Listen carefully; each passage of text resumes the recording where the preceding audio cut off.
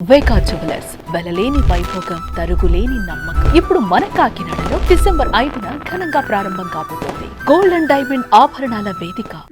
AP రాజకీయాలు ఎప్పటికప్పుడు కీలకంగా మారుతున్నాయి. గత ప్రభుత్వ హయాంలో అక్రమాలకు పాల్పడిన వారి వెన్నులో వణుకు మొదలవుతోంది. తప్పు చేస్తే ఎంతటి వారినైనా వదిలేది లేదనే కూటమి అధినేతలు చెబుతున్న విషయం తెలిసిందే. అవినీతికి పాల్పడిన వారిపై కేసులు నమోదవుతున్నాయి. ఈ క్రమంలోనే వైసీపీలోని పలువురు ముఖ్య నేతలపైన గురిపెట్టారు తెలుగుదేశం పార్టీ పెద్దలు. జగన్ పార్టీలోని బడా నేతలకు ఉచ్చు బిగిస్తున్నట్లు తెలుస్తోంది.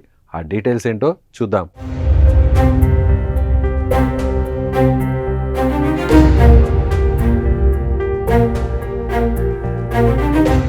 మాజీ మంత్రి కొడాలి నానిపై వరుస కేసులు నమోదవుతున్నాయి. వైసీపీ హయాంలో టీడీపీ నేతలను లక్ష్యంగా చేసుకుని కొడాలి నాని చేసే కామెంట్స్ అందరికీ తెలిసిందే. కూటమి ప్రభుత్వం అధికారంలోకి వచ్చిన తర్వాత కొడాలి నానిపైన చర్యలు తీసుకోవాలంటూ రాష్ట్ర వ్యాప్తంగా పలు ప్రాంతాల్లో కంప్లైంట్స్ నమోదవుతున్నాయి. టీడీపీ కేడర్ నుంచి కొడాలి నాని అరెస్టు కోసం ఒత్తిడి పెరుగుతోంది. ఇదే సమయంలో గుడివాడలో జగనన్న కాలనీలో అక్రమాలు జరిగాయంటూ తాజాగా మరో కేసు నమోదైంది. ఈ కేసులో విచారణను వేగవంతం చేస్తున్నారు అధికారులు. గుడివాడలో జగనన్న కాలనీల కోసం 173 ఎకరాల భూమిని సేకరించారు. మెరక పేరుతో అనుచరులకు వర్క్ ఆర్డర్స్ ఇప్పించారు కొడాలి నాని. అందులో భాగంగా 40 కోట్ల నగదును విడుదల చేశారు.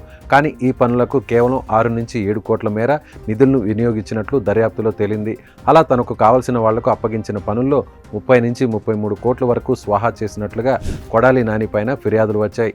ఇప్పటికే ఈ వ్యవహారం పైన విజిలెన్స్ విచారణ చేపట్టింది. ఏపీ ప్రభుత్వానికి నివేదిక ఇవ్వనుంది. జగనన్న కాలనీల కోసం గుడివాడ నియోజకవర్గం మల్లాయపాలెంలో 178.3 ఎకరాలు సేకరించారు. ఎకరా 52 లక్షలు పెట్టి కొన్నారని తెలుస్తోంది. అక్కడ చదును చేయడం కోసం మెరక వర్క్ ఆర్డర్లు పొందిన వారంతా కొడాలి నాని అనుచరులే అని ఫిర్యాదులు వస్తున్నాయి. నాని బినామీలే పనులు చేయించారనే ఆరోపణలతో విచారణ కొనసాగుతోంది. ఈ నివేదిక ఆధారంగా కొడాలి నాని పైన చర్యలు దిగే అవకాశం ఉంది. టీడీపీ పైన వైసీపీ హయాంలో విరుచుకుపడిన కొడాలి నాని, వల్లభనేని వంశీ ఇద్దరు ఇప్పుడు మౌనంగా ఉంటున్నారు. ఎక్కడా ఎలాంటి చప్పుడు చేయట్లేదు. పార్టీ వ్యవహారాల్లోనూ పాల్గొనడం లేదు. కేసులు వెంటాడుతున్న సమయంలోనే ఇద్దరు నేతలు సైలెంట్ అయ్యారనే టాక్ నడుస్తోంది. అయితే పూర్తి ఆధారాలతో కొడాలి నాని విషయంలో ముందుకు వెళ్లాలని ప్రభుత్వంలోని ముఖ్యులు భావిస్తున్నట్లు తెలుస్తోంది. దీంతో నాని విషయంలో రానున్న రోజుల్లో ఎలాంటి నిర్ణయాలు ఉంటాయనేది పొలిటికల్గా హీట్ పెరుగుతోంది.